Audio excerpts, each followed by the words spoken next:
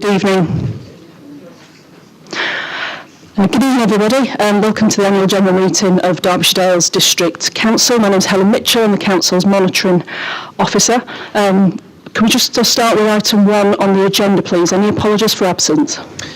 Thank you. We've got apologies from Councillor Murphy, Councillor Boothroyd and Councillor Shelley. Thank you.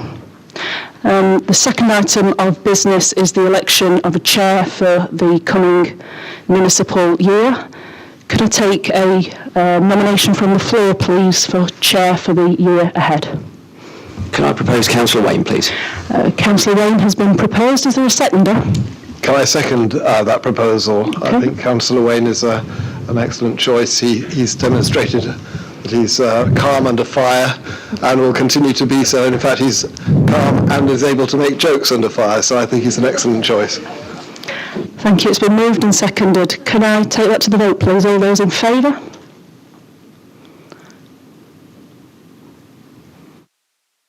Is that unanimous? That would appear unanimous. Could I ask the chair to take the seat, please?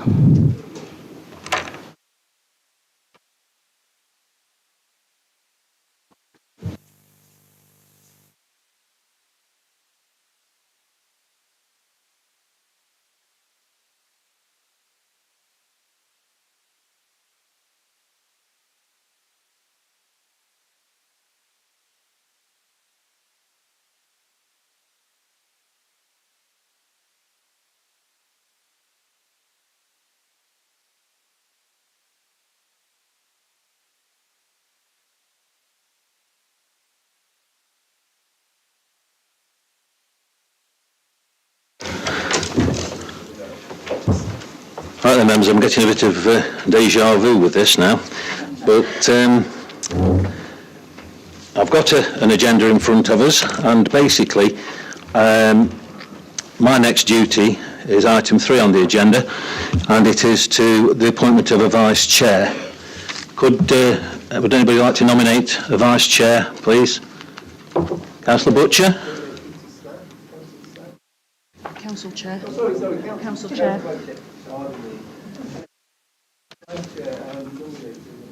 Microphone on. Microphone. Can I nominate Lucy Peacock? Nominating Councillor Peacock. Does that find a seconder, please? Yes, can I second that, please, Chair? Councillor Gettrix, you're seconding that. Thank you. I'm used to you being here. But yes, yeah. So it's been moved, it's been seconded. Could I take a vote that Councillor Peacock becomes the vice chair of the council? All those in favour?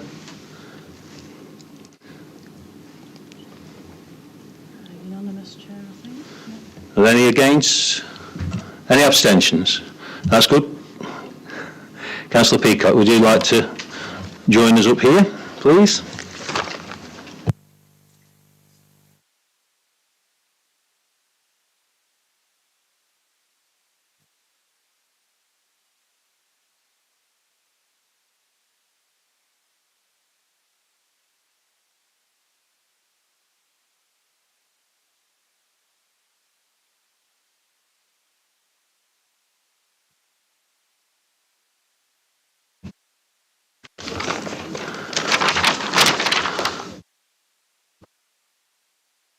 I'll move on to item 4 of the agenda, which is the election of a civic chair for the 2024 term.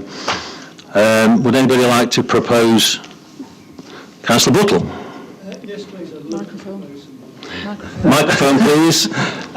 Microphone on. Could I propose Peter Slack, please, Councillor Slack? He's done many excellent years for the Works with Community, an enthusiast for biodiversity, for the community, he's just done it. He's paid his way, and I think he'll be a credit to us all. I'd really like to recommend him to you all. Thank you. So Councillor Slack has been proposed. Does that find a seconder, please? Councillor Dobbs? Yes, I'm more than happy to second Councillor Slack. It's a role in which he will excel and also enjoy. Thank you very much. Before I just ask Councillor Slack to join us, would it be in order just to ask Councillor Burton, the outgoing chair, just to give some, he's asked if he could just give some thanks. Yes, if that's in order with members. Councillor Burton, you did say to be brief. I'll sit down. Thank you, members. It's been a very quick year, but as I conclude this year, I just want to first of all thank my wife, Ruth, who has been there all the time, and it's been a good year for us. We've done some lovely things together. We've met some very, very nice people, and it will remain for us a very special year. My thanks to Deborah Heaton and to Jason Spencer for the support that they've given us during this civic year. But the icing on the cake, if nothing else, has been down to your kindness in this room and many other individuals. I'm really excited that even as late as this morning with Jim Fern, a gentleman came to present me with £1,000. And 6 weeks ago, a lady in Brailsford rang me wishing to donate £1,000. So what the civic year for me has achieved is for all these children that are going to get a holiday at Great Hucklow, send a child to Hucklow. And the amount that has been raised came from the goodness of community. In my own village, a couple held a coffee and cake morning that raised £900.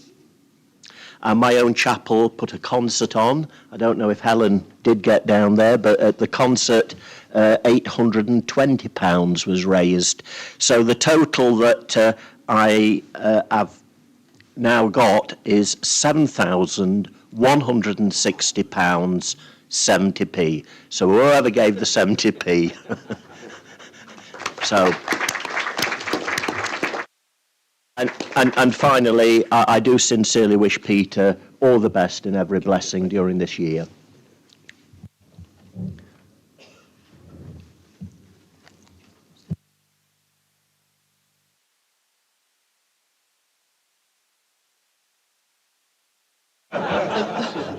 We'll just have a little minute for a minute, but right, all those in favour of Councillor Slack being the civic chair?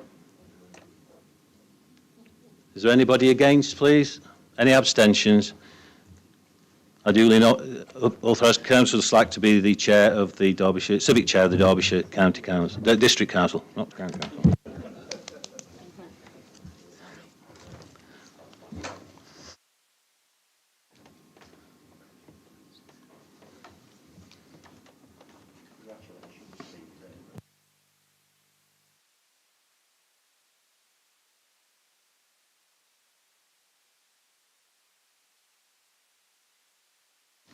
Councillor Slack, would you like to say a few words after you've done that?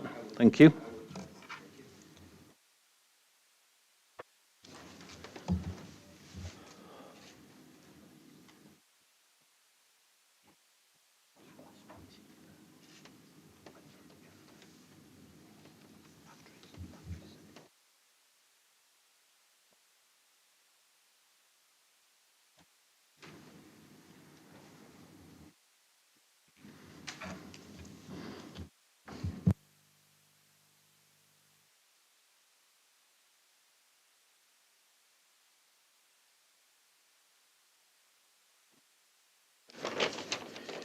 Good evening, everyone.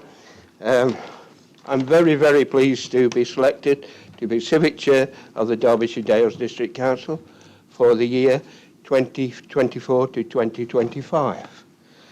I would like to thank my proposer, Neil Butt, for his lovely speech, and thank you, Neil, and also for Peter Dobbs for seconding me. Thank you, Peter. And also thank you to my fellow councillors for the unanimous support. Thank you, everyone. I promise to work with energy and enthusiasm to honour the trust you have put in me. I am fortunate that this is my second term to be selected as Civic Chair of the Derbyshire Dales District Council, as I was Civic Chair from 2013 to 2014. I'm a little older now. But looking forward to being out and about in the community, representing the Derbyshire Dales District Council in neighbouring communities in Derbyshire. As we move closer with Nottinghamshire in the East Midlands Combined Authority, we have so much to contribute to and learn from friends and neighbours. I look forward to joining them in Derbyshire at the civic and charity events. Also invite neighbouring dignitaries to my civic service. Also to go out and support the opening of the community facilities, new businesses and affordable housing and social housing projects and charity events throughout Derbyshire Dales. I've lived all my life in Derbyshire Dales and I've never ceased to wonder at the beauty of the hills and the dales of this wonderful district. We may be one of the smallest districts in Derbyshire in population, but we have so much to offer visitors who come to the Dales. It is a fantastic scenic Derbyshire Dales, rivers, hills, dales, starting at the flatter and lower lands of Doveridge and Sudbury, going up to Ashbourne for the famous football game and the beautiful Dovedale, across to Wirksworth, originally lead mining town, and famous for the well dressings, along with Dissington and Yograve and many other villages. Wirksworth is one of the oldest towns in Derbyshire. On to Matlock tours, with the visitors coming from all over the country and beyond to see the beauty of the tours, and not forgetting the Matlock Bath illuminations. Up to Bakewell, home of the famous Bakewell pudding and the successful outdoor market, with visitors coming from the northern cities. Then up to the Northern Dales, with the hills and dales finally joining up to the Peak District. Yes, Derbyshire Dales has much to offer, and I will do my best to represent Derbyshire Dales as civic chair. Just to conclude, my chosen charity this year will be Derbyshire Children's Holiday Centre, which I chose in 2013-2014. And I would like to thank everyone for supporting me. Thank you, everyone.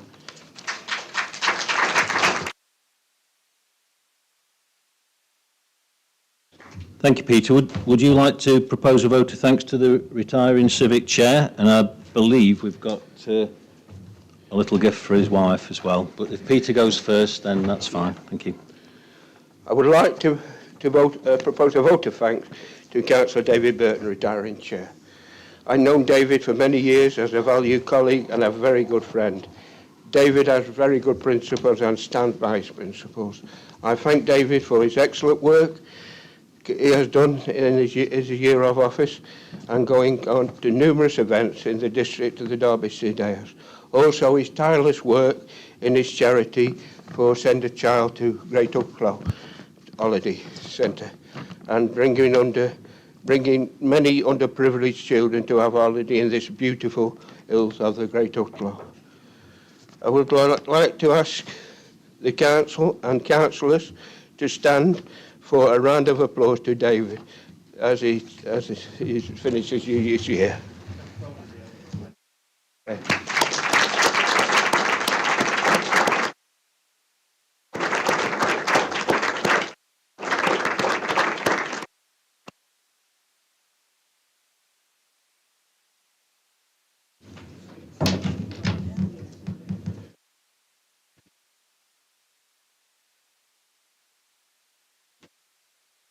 Thank you, Tommy. Into Flora. Other companies are available.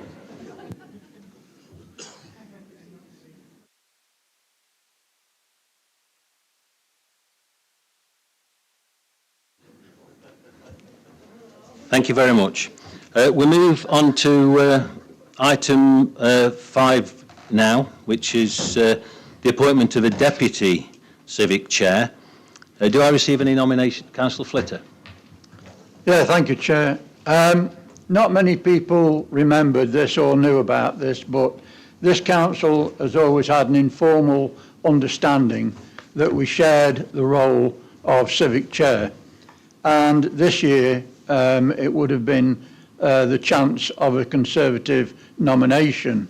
That is why I approached Councillor Hobson to consult with her group and come up with a nomination. And I'm delighted to know that Councillor David Chapman was that choice. And I'd like to propose that he be selected and voted in as the Deputy Civic Chair of this authority for this year, because I've known David now, I think you are the second longest serving member on this council, and if I remember rightly, it's over 25 years. Next year is 25. Still got a little way to go to catch me up, but it has been a pleasure to listen to you in debate. I consider you a measured gentleman with thought and consideration and respect, and it does give me that delight to accept the Conservative nomination of yourself to be Civic Vice Chair. I do so move. Councillor Hobson, would you like to second this? I would do. Thank you very much, Councillor Flitter, for continuing this informal arrangement. I was delighted with my group to nominate David Chapman. You've stolen my thunder, Steve, because I was going to say he's up to his quarter century next year, so he's a little bit behind you. But we're all aware that David is a very measured, respectful councillor. He's highly respected and highly knowledgeable, and I'm sure he will be an excellent Deputy Civic Chair. Thank you. So it's been moved and it's been seconded. All those in favour of Councillor Chapman being the Deputy, please. It's unanimous. So that's so moved. Councillor Chapman, would you like to come and take your place up here and be crowned by Councillor Slack?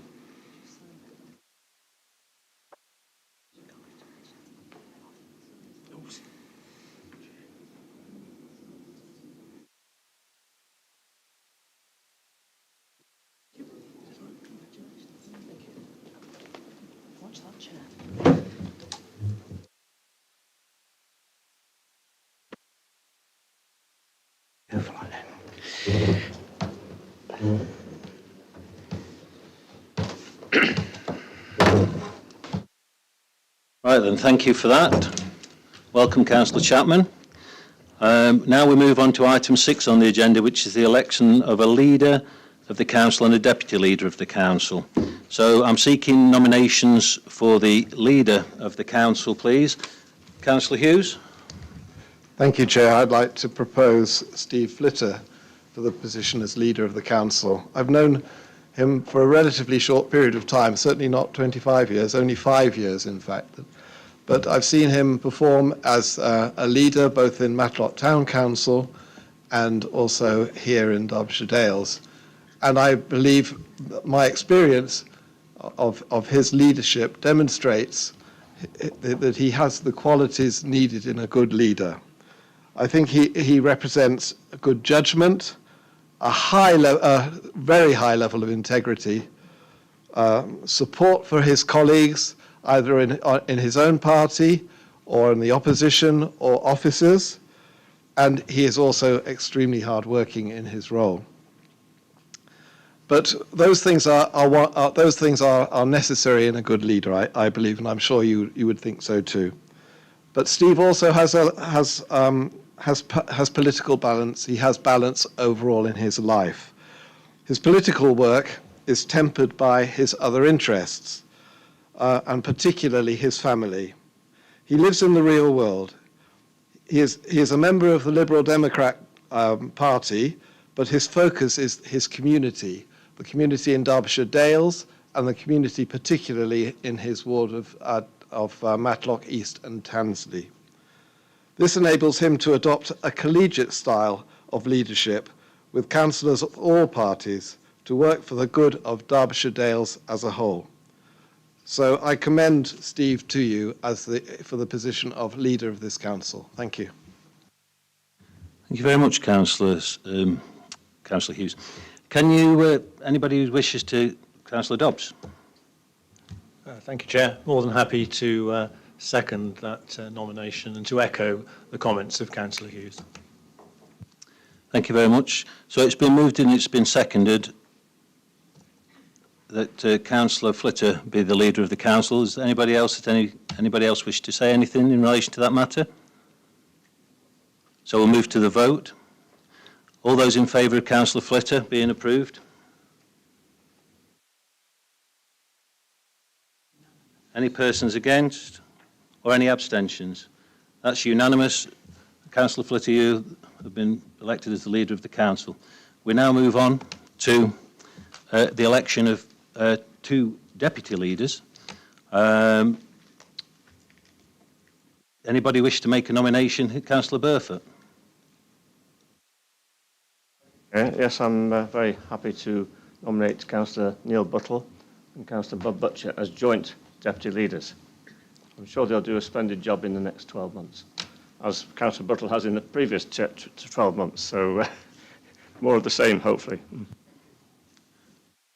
Thank you, Councillor Burfoot. Councillor O'Brien. I am more than pleased to second that nomination and echo the wise words of my colleague, Councillor Martin Burfoot. Thank you, Chair. Thank you very much. So, Councillor Butcher and Councillor Neil Buttle have been nominated for the joint deputy leaders of the council. Anybody wish to say anything else in relation to that matter? We'll now vote. All those in favour of those two?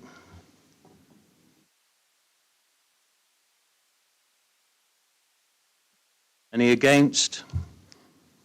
Any abstentions? That's moved. So Councillor Butcher and Councillor Buttle are the elected deputy leaders of the council. Thank you very much. We now move on to the leaders' announcements. Councillor Flitter, please.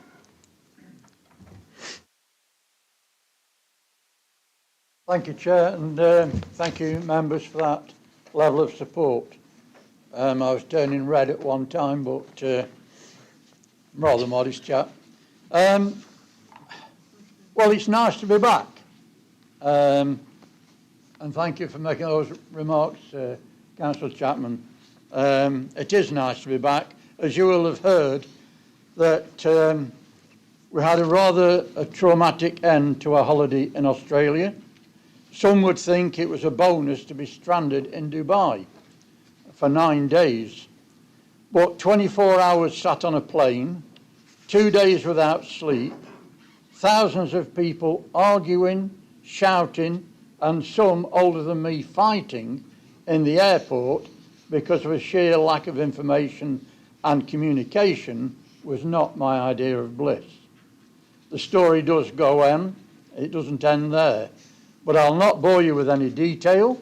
However, I would like to stress that talking to people in the right way, showing respect, breeds respect. And that's what eased the strain that we were under at that particular time.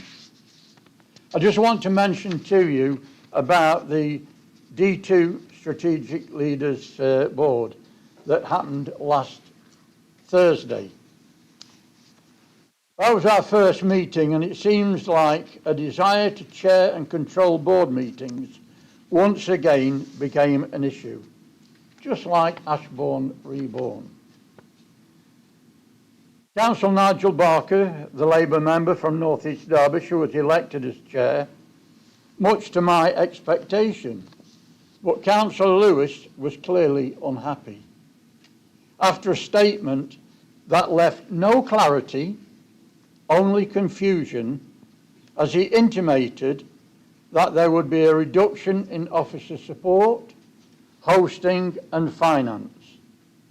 When we came to talking about item 7, which was about a partnership team and financial resources, I suggested that we keep and accept the creation of the support team, and that we would work on the finance once we had clarification of what had been said by Councillor Lewis.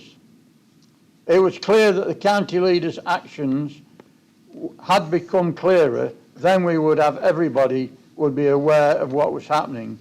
I have spoken to Councillor Dawson from Erewash, and hopefully we do meet tomorrow.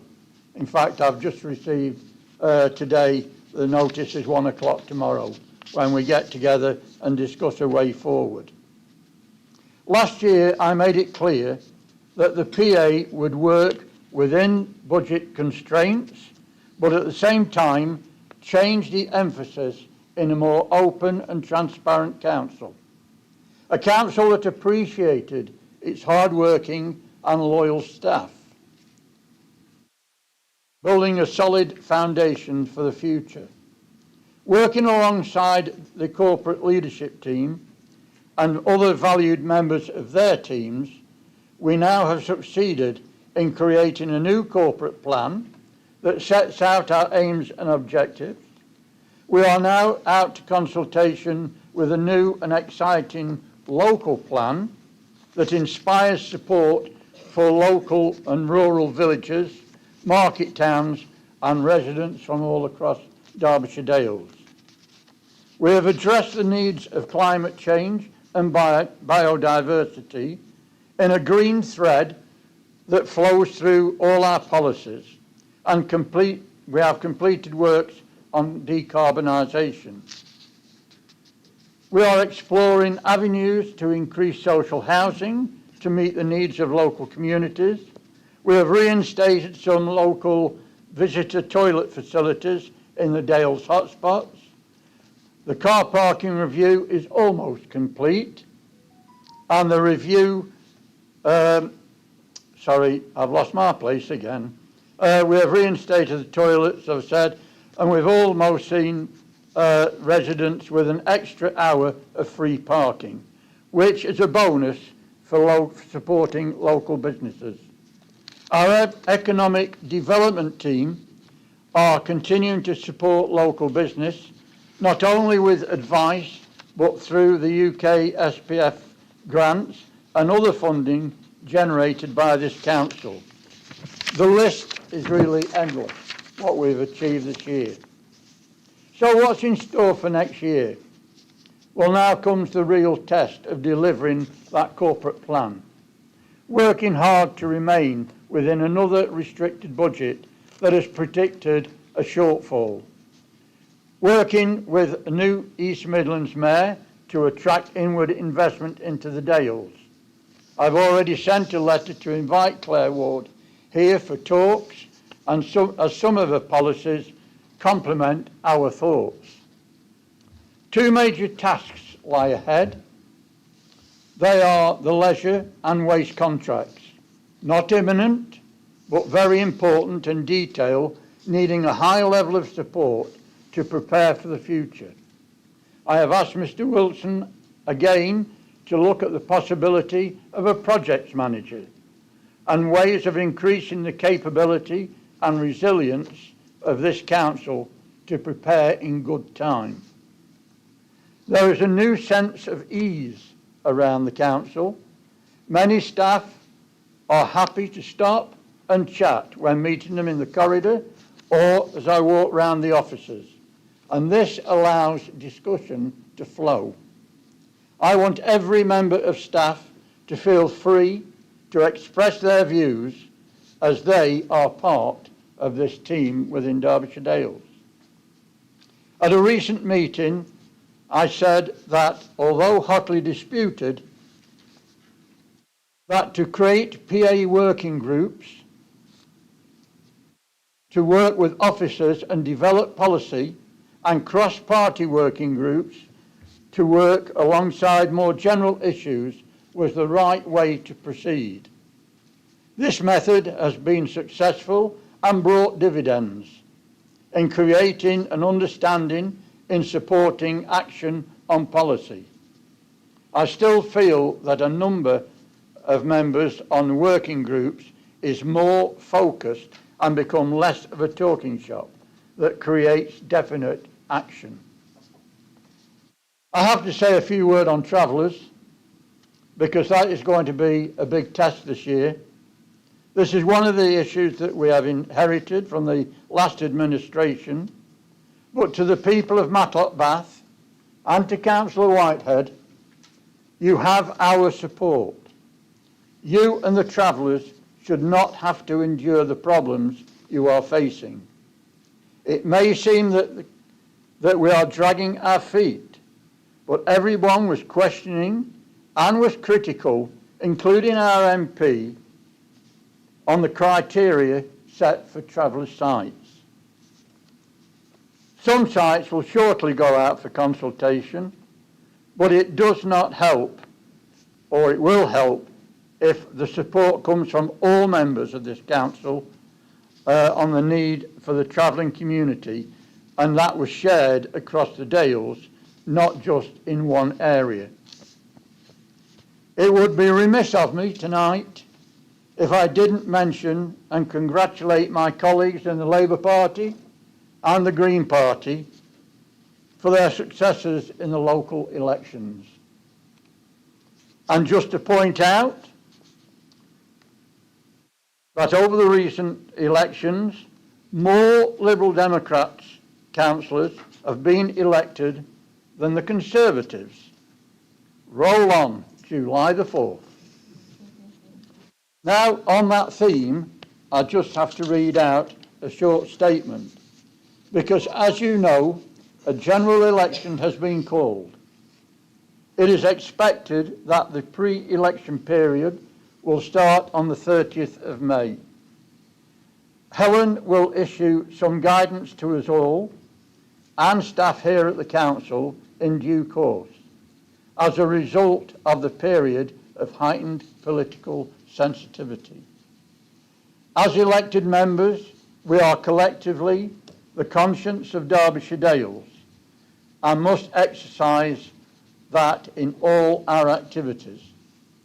This is especially so during the recent or the general election campaign, and I encourage members to take part in this democratic event with civility and uphold the principles of public life. And also on the election theme, to finish,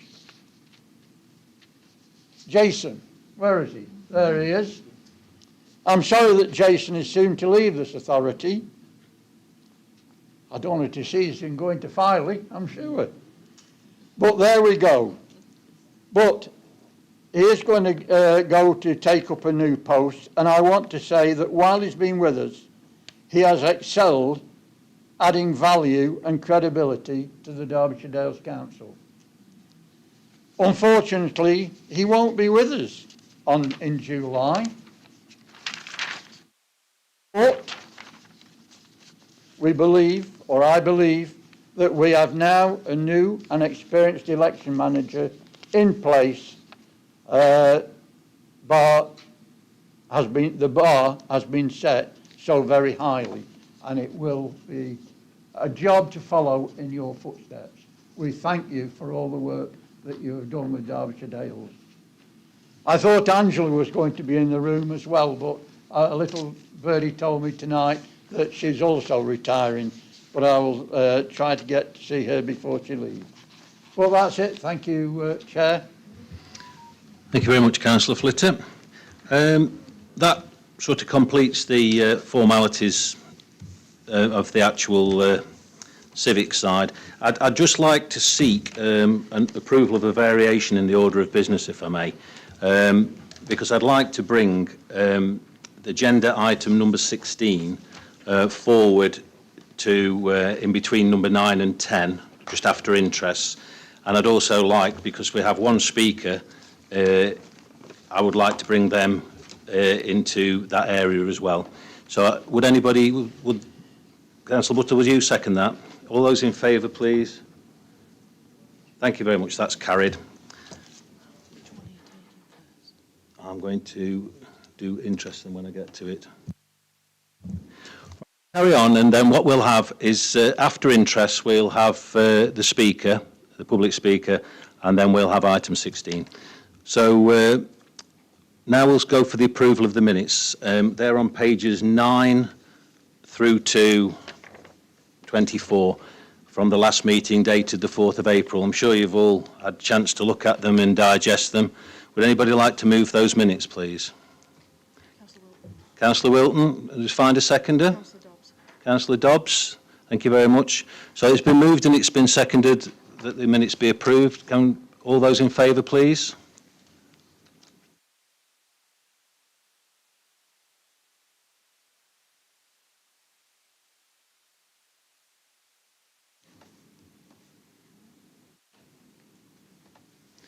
Are those against? And the abstentions, please. 3. So the minutes, the movement, it's been moved, so that's carried. Thank you very much. Move on to the interests. Members are required to declare the existence and nature of any interest that they may have in subsequent agenda items in accordance with Derbyshire Dales District Council Code of Conduct. Those interests are matters that relate to money or that can be valued in money affecting a member, his or her partner, extended family and close friends. Interests that become apparent at a later stage in the proceedings may be declared at the time. Does anybody wish to declare any interest at this stage, please? None. Thank you very much. Right, so now we have one speaker. Well, one member of the public, I can see you there, Mr. Phil Sunderland. You've got 3 minutes, Mr. Sunderland, to say whatever you wish, and that starts now. Thank you. Good evening, everybody. Whilst I'm aware the meeting next week of your committee considers the report on travellers' situation, however, that report is not yet available, so all we have at the moment is a skeleton agenda. So, and at the time of the next meeting, I'll be halfway up the Pennine Way, so I wasn't able to attend that meeting. Whilst there is no report, I'm aware that the travelling working group made up of 4 councillors, none of which have any relationship to Matlock Bath, and surprisingly, therefore, Matlock Bath appears to be one of the priority cases for having an extended period of traveller involvement. This temporary nature of the current plight at the station, well over 3 years, appears to be becoming more permanent, as one of their proposals is to have a separate entrance to put in there, and hardly becomes temporary in my view. In addition to the site on Temple Road car park, which is scarcely believable, bang next door to the primary school, hardly secure for any of the children, and with considerable health and safety issues, and a complete disaster in my view. Residents and traders alike are thoroughly fed up with the situation. Pollution, excrement, noise, generators, dogs, all hours of the day and night. And because it's in a valley, it echoes up and everybody hears it all the way up from Starkholmes and Matlock Bath as well, and well into the Dales. Councillors over the last 20 years have avoided taking a decision on any permanent site, and this current council is no different at this point in time. Not only social but economic problems for the village.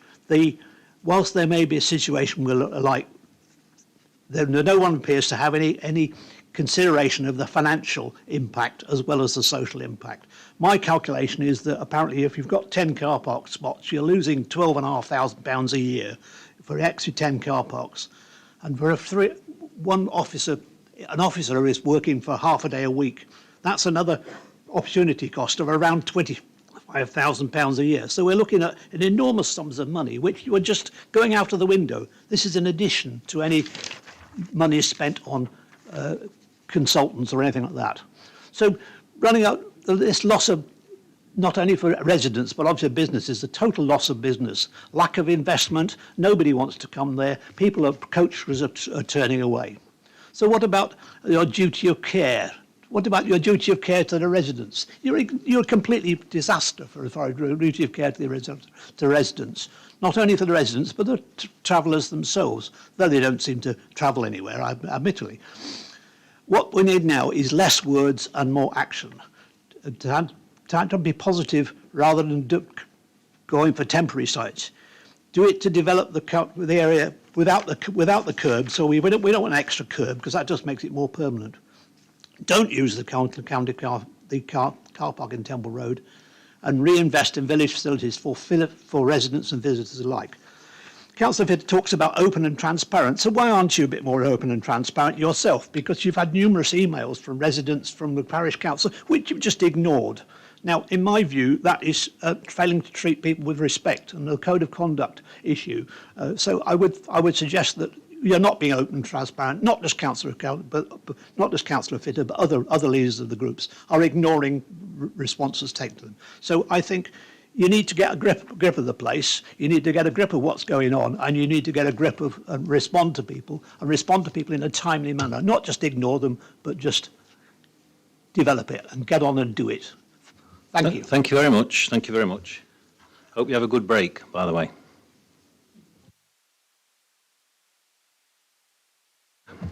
So now we move on to item 16, and I'm going to hand over to Helen for that one.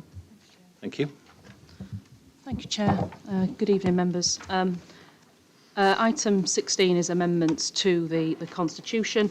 Members have had the report and had sight on the amendments being suggested. As covered in the recommendations, there's some general tidying up of the Constitution that needs to be done and has been done with the support of officers over the last few weeks following the retirement of the Director of Regulatory Services and the disestablishment of that post. So we've made some amendments across Part 2 and Part 3. I'll just focus in for members on some of those.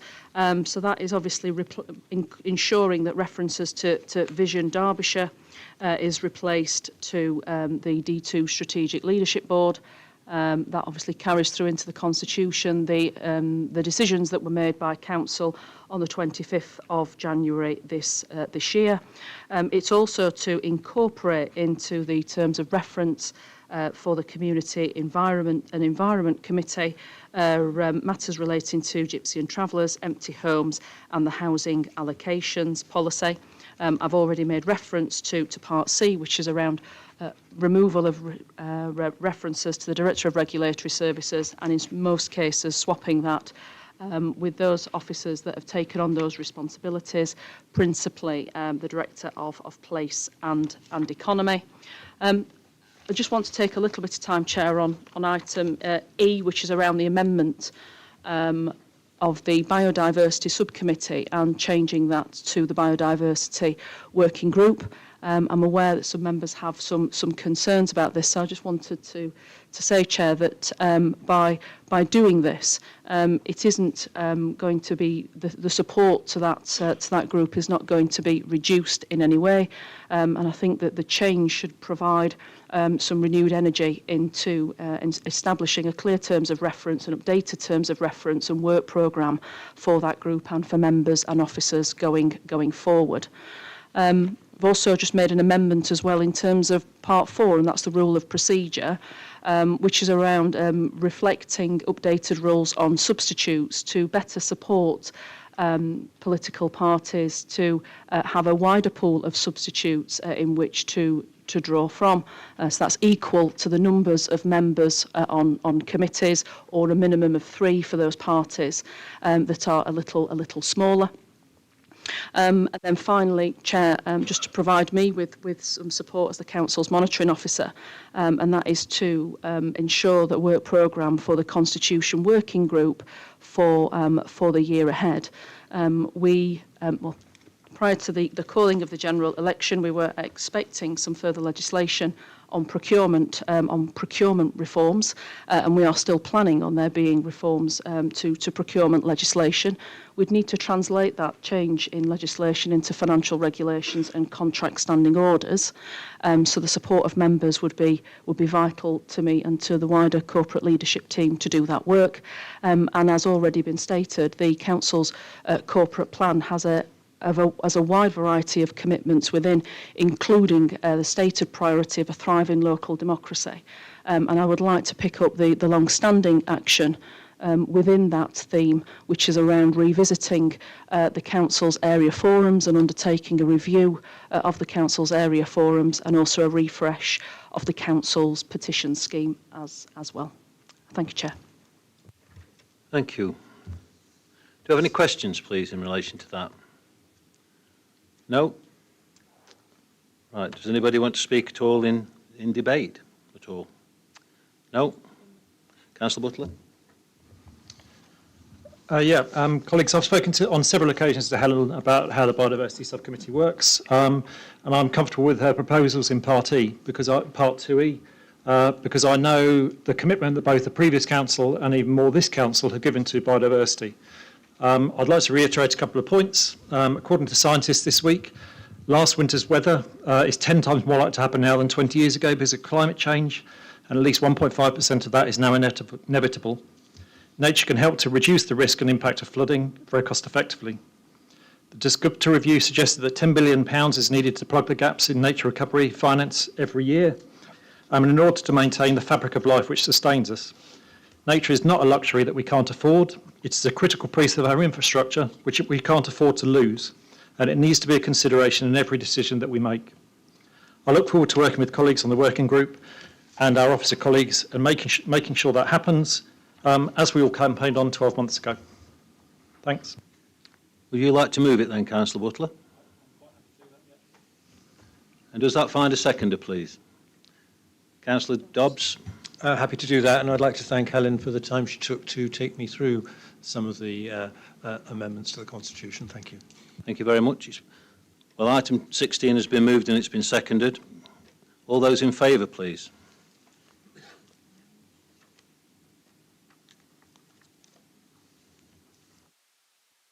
Any against?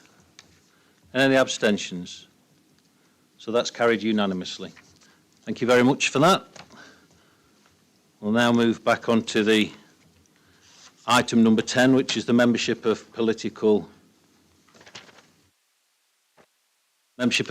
groups. It's Helen again.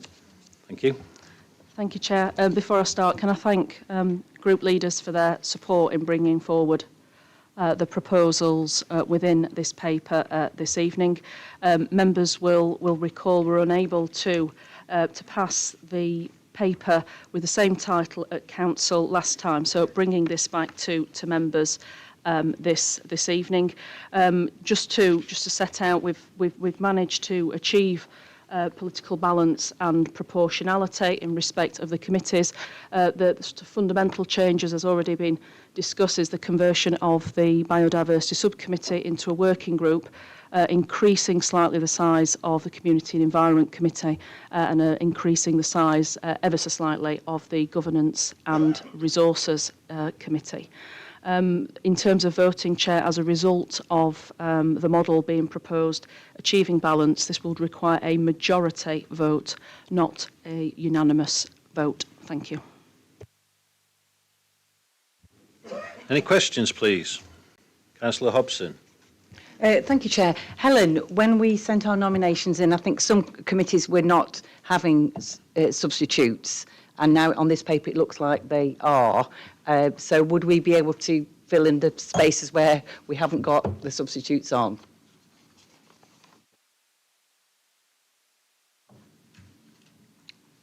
Like with scrutiny and... I think that's the next item, Councillor Hobson. Oh, sorry. Yeah, it's okay. All right. Just ahead of myself, Thank sorry. you. Thank you. Didn't want to miss it, thank you. Yeah, thank you. I apologise for this because I think I'm a little bit late on this one, but since this is sort of with the names of these councillors, but we have a leader of the council, and tonight we've voted for 2 deputy leaders, and 2 of which are members of these groups in item recommendations number 1. You know, in the event of an emergency, does the council need to know which one of those deputy leaders would actually take the leadership role? Because I think that would be quite important for this council. You know, nobody knows if something's going to happen overnight, and the council needs to have leadership. So is there any answer to that? Helen? I would expect it to be the leader who leads the group with the most seats on the council. So in that respect, it would be the leader of the Labour group. Thank you for that clarification. That's perfect.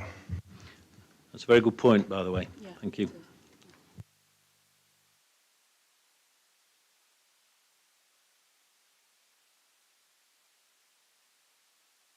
Would anybody like to move this item 10? Councillor Dobbs? Happy to, Chair, and also to thank Helen for the significant amount of time where we played with numbers to try to make them work. But yes, this is a solution which works, and thank you for that. Councillor O'Brien?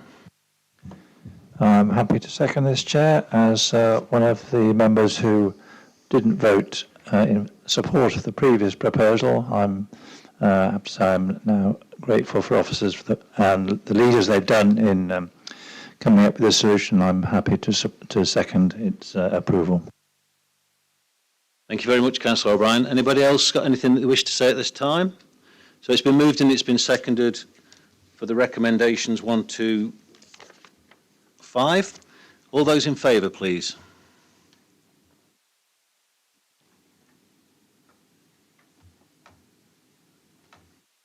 Any against? Any abstentions?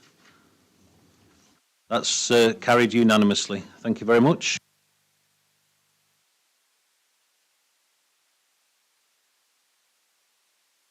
We now go on to agenda item number 11, which is snuck in about after page 32. I nearly missed it. But this is the one that I think Councillor Hobson was alluding to. Helen, can I hand over to you? Thank you. So again, Chair, thank you. Obviously, the schedule of nominations is obviously based on the model arrived at in the previous item on the agenda and is put forward. If there are any members that need to make any updates, please do share them now and we can update the model as we go along.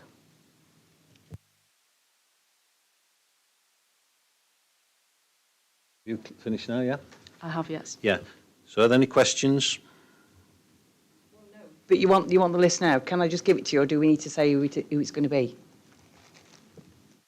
If councillor are content with me accepting that and it fits the model that's provided for, then yes. It's not just us. There's gaps in other groups as well. So if we could send them to you, and you could perhaps send them out to everybody so everybody's clear.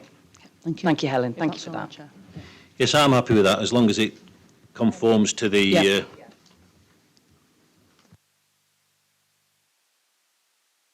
Any other questions in relation to that? Councillor Butcher?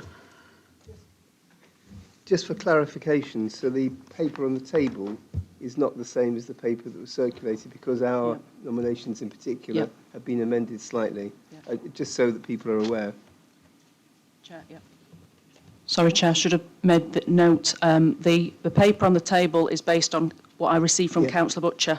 Over the last couple of days, there's been some further amendments. So if that's okay, Chair, I'm happy to seek further nominations and agree them and just share them with group leaders if that's a reasonable arrangement to make. Does that find favour with everybody? Just a question on that. Would it be all right to capture, I presume that's being captured in the minutes, so we can sort of formalise that for governance-wise? Yeah, it would be a delegated arrangement, myself in consultation with the Chair. Thank you. Does that, in light of what we've just heard, does that find a mover to what we've just said? Councillor Linthwaite. Thank you, Chair. I'd like to propose that we accept the nominations for committees en bloc with the proviso that any missing gaps can be filled in at a later date through Helen. And does that find a seconder, please? Councillor Whitehead. Thanks, Chair. Very, very happy to second that. That's great. Has anybody else got anything to say on this matter? So I understand that the actual committees will be, the details will be handed to Helen and they will be sorted out then. Yep, that's great. All those in favour then, please. Any against? Any abstentions? That's carried unanimously. Thank you very much.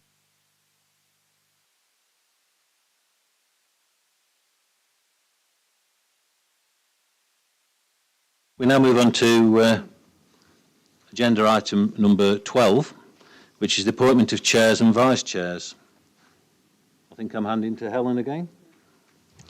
Thank you, Chair. The schedule is in the pack for Council's endorsement this evening.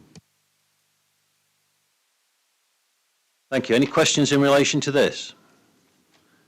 Councillor Hughes. Thank you, Chair. Just a simple question, really. As this doesn't include the list of all of the different subcommittees. For those subcommittees that aren't listed here, does the vote of chair and vice chair for those committees happen in the committees? And that will happen again in the next committee meeting? That's correct, Councillor Hughes, yes. Any other questions? Does that find anybody to move that, please? Councillor Dobbs? I'm happy to move that, Chair. I've seen most of these people in action, and I think they're doing an excellent job. And does it find a seconder, please? Councillor Gretrix, yes. Yes, I'm happy to second that, Chair. Thank you. Has anybody else got anything to say on this issue of the appointment of chairs and vice chairs? No? So all those in favour of approving that, please?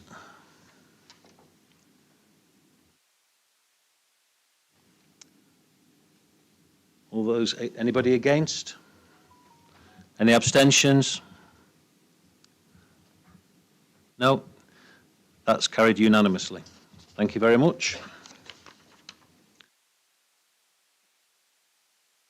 Agenda item number 13, which is the calendar of meetings for council and committee meetings in the municipal year. Helen? Thank you, Chair. The calendar of meetings is in front of members on the tables because it has been updated. To draw members' attention to the reasons for the dates and the reasons for updating, the two ordinary meetings of the Governance and Resources Committee in June, and also the Scrutiny Committee as well, as both of these meetings fall within the pre-election period, which we are expecting will start on the 30th of May. So in consultation with the chair-elects, I'd like to remove those from the order of meetings for the year ahead. Just to say, Chair, can I just put on record, if you'd mind, my thanks to colleagues for putting this calendar together. It appears to be a very straightforward thing to do. It is far from it. So thanks to colleagues for putting this forward to members this evening. Councillor Hobson. Thank you, Chair. And thank you, Helen. I do realise it's a very difficult situation. So if people will be notified, the committees that are being cancelled, you'll be letting people know. I'd just like to make a comment as well. I've had various dialogue with Councillor Flitter about meetings in school holidays. I think for officers, particularly during the summer break, it's very difficult not to have a longer break. And I do feel that having meetings in that summer period, and when there are holidays, whether it be Easter or Whit, we really ought to look at not having meetings in the holidays. Thank you. Thank you very much. Councillor G. Yeah, I'd like to follow up with that issue about meetings in school holidays, because it's not just about councillors who've got kids at school per se, because I mean, these people have grandchildren and such like. There's three particular meetings in this schedule that do encroach onto school holidays. There's a full council on the 25th of July. There's a community and environment on the 30th of July. And I believe the licensing and appeals committee is on the 18th of Feb. They're all in like prime school holidays. And I'm slightly perplexed as to why those meetings, I mean, especially the full council in July, we haven't got one for 2 months from the 23rd of May. I mean, couldn't you fit that one sometime earlier, and the community and environment are the same? Because, I mean, it does make it difficult for some members who are trying to arrange the family arrangements, and they still want to be involved in important council meetings. So I'd just like the council to have a look at that again and see if it can solve that problem. Thank you. Councillor Flitter. Thanks, Chair. Yes, this was brought up by Councillor Hobson, and it's one that I've always supported, in the fact that August we should not be meeting as a council. Our staff need a rest break, we need a rest break, and we should keep working August down to a minimum. I understand that planning is is something special because that's dictated to by time constraints.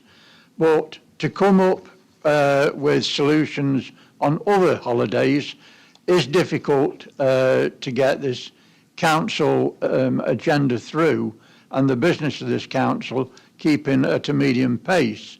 And that is why I've asked that the substitute scheme be looked at, so that at every single meeting a fair representation is possible. No matter who it is, the group will have a fair representation on that committee, where we're not all going to go on holiday at the same time. So we've got to meet this halfway, and I believe this achieves that. Thank you. Councillor O'Brien. Yes, thank you, Chair. Two points. Can I assume that the reference on here to the biodiversity subcommittee is a typing error, given that it's been transmogrified into a working group? And the second point I'd like to make is I note that the local plan subcommittee has disappeared off the agenda for its planned meeting in June, presumably due to its potentially controversial nature in respect to the election. However, as Councillor Fritter remarked earlier, we are in the process of undertaking a very important review of the current local plan, and that includes a current consultation exercise. I'm not sure it's appropriate in the light of that consultation exercise, which is completing in 3 weeks' time, that we wait until the 2nd of October before considering that. So I'm not sure whether we.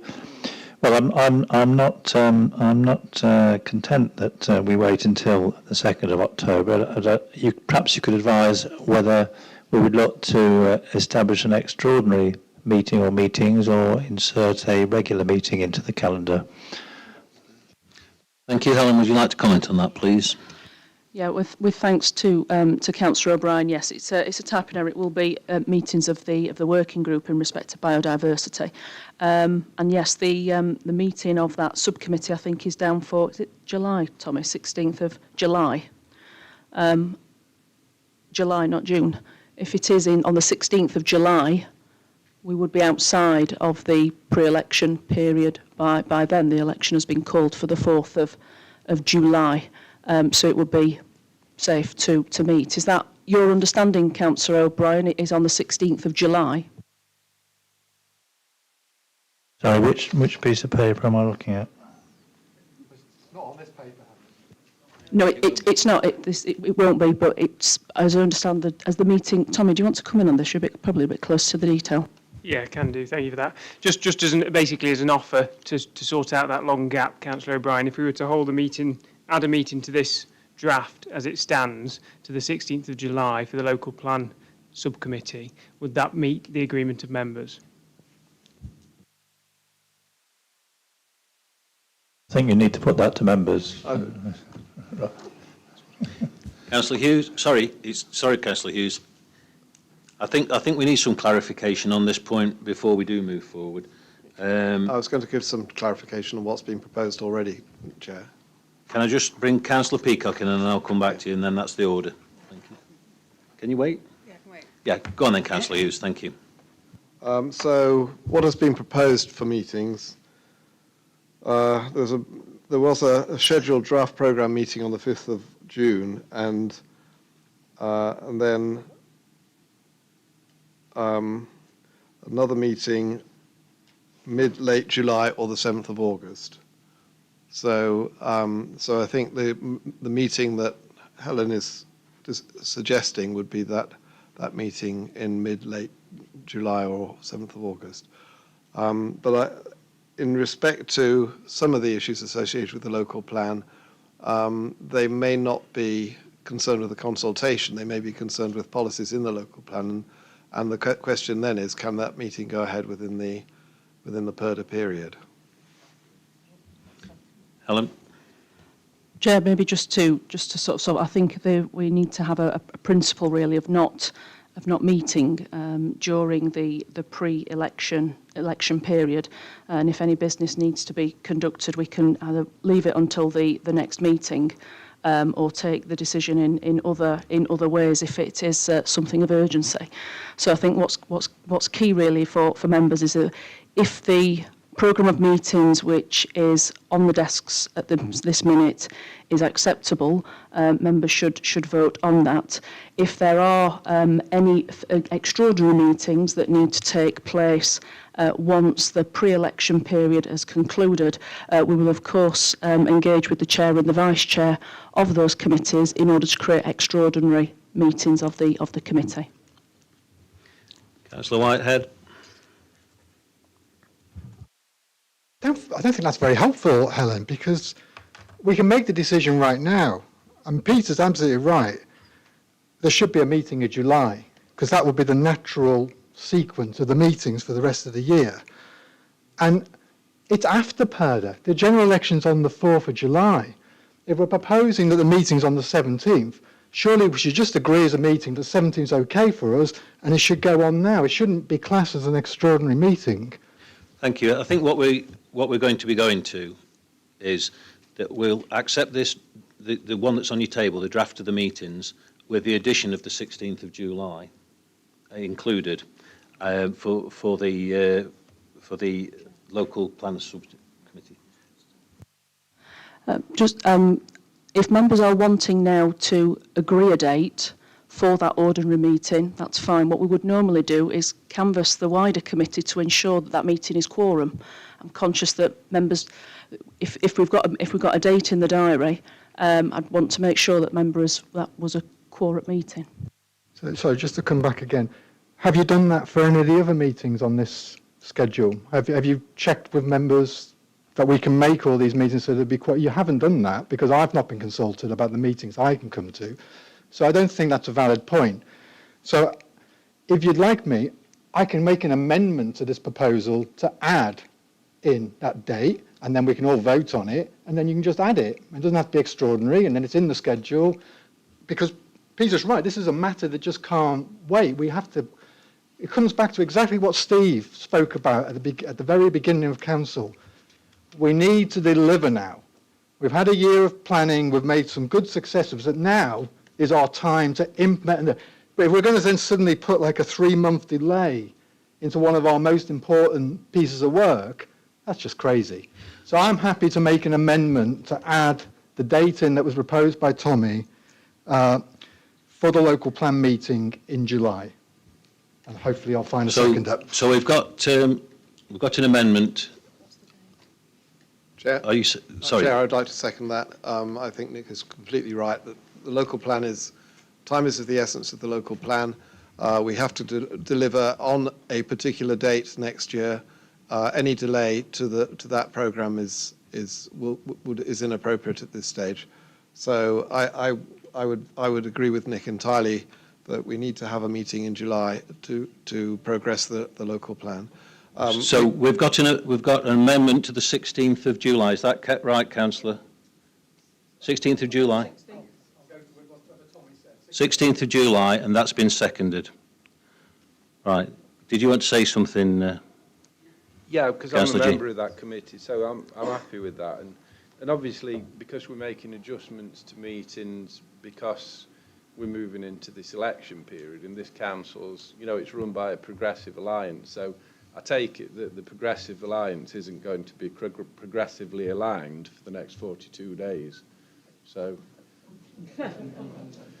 Thank you for your comment. So that's been moved and seconded. Councillor Burford, you've got something you wish to say?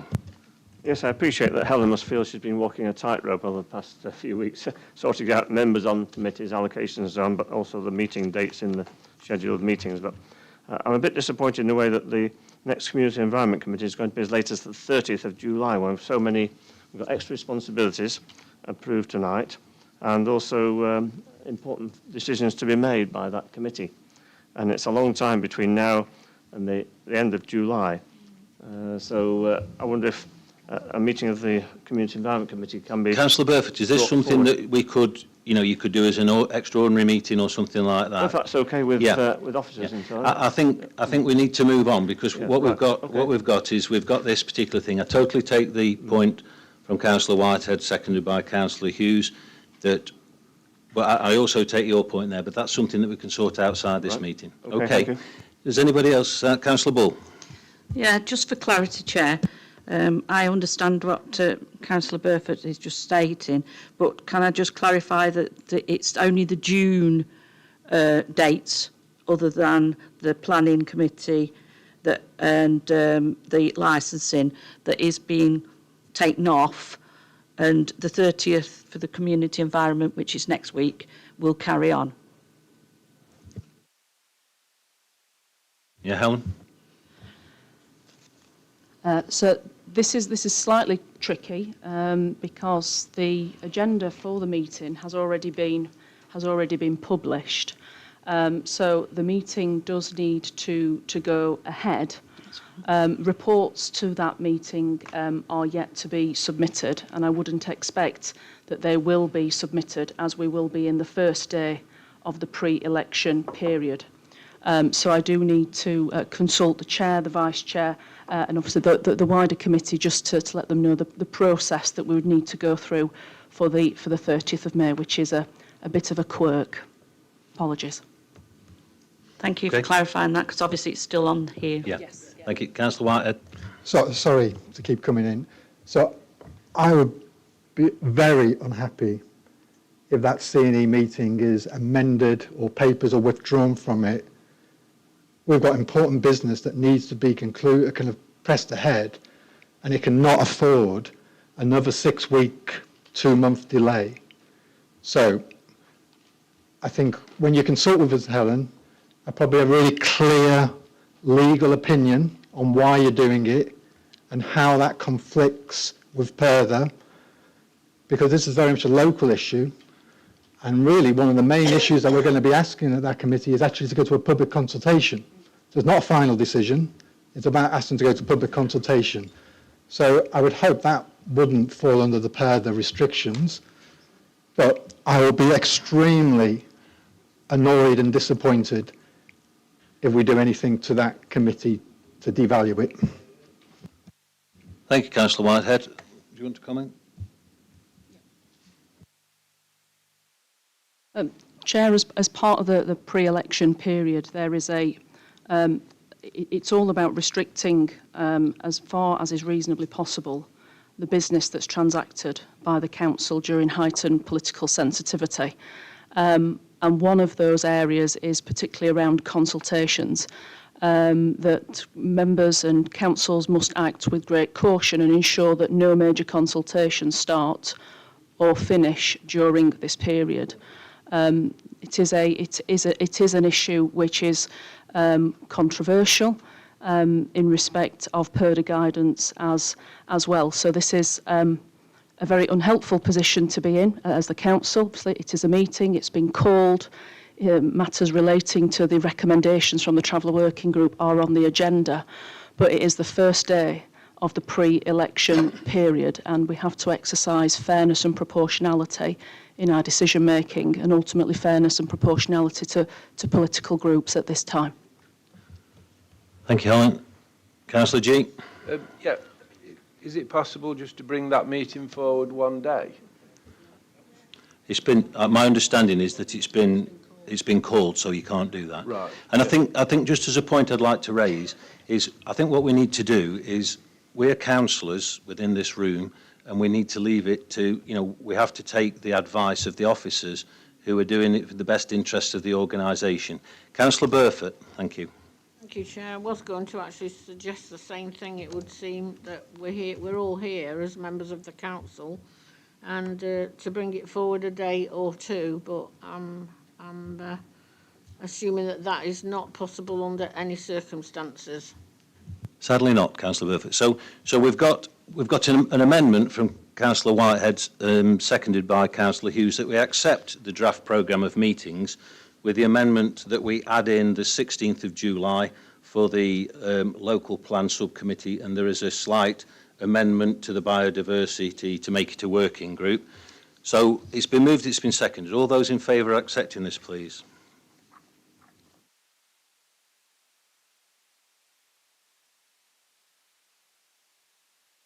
Do we have any abstentions or anybody against? Sorry, I fooled you then. Shall we go for anybody against first? Thank you. Abstentions? So we've got 2. So that is carried. Thank you very, very much. We now move on to the item number 14, which is the appointments to outside bodies. So, Helen. Thank you, Chair.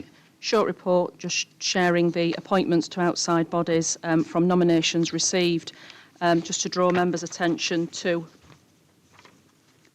changes within. Obviously, the Derby and Derbyshire Strategic Leadership Forum does not exist, neither does the Derbyshire Economic Partnership. And based on changes, the members are putting forward Councillor Andy Nash to sit on the BSIP wider stakeholder group, and Councillor Peter O'Brien to sit on the High Peak and Hope Valley Community Rail Partnership instead of Councillor Boothroyd. Thank you. Do you have any questions in relation to that? Thank you. No? Would anybody like to move that we accept the meetings, the outside bodies? Councillor Hughes? Thank you, Chair. Yes, I'd like to move that we accept this, the nominations in this list. Councillor Buttle? Happily to second. You're happy to second it? Right. So it's been moved and it's been seconded. Has anybody else got anything that they wish to say in relation to this matter? No? So we'll move to the vote. All those in favour, please.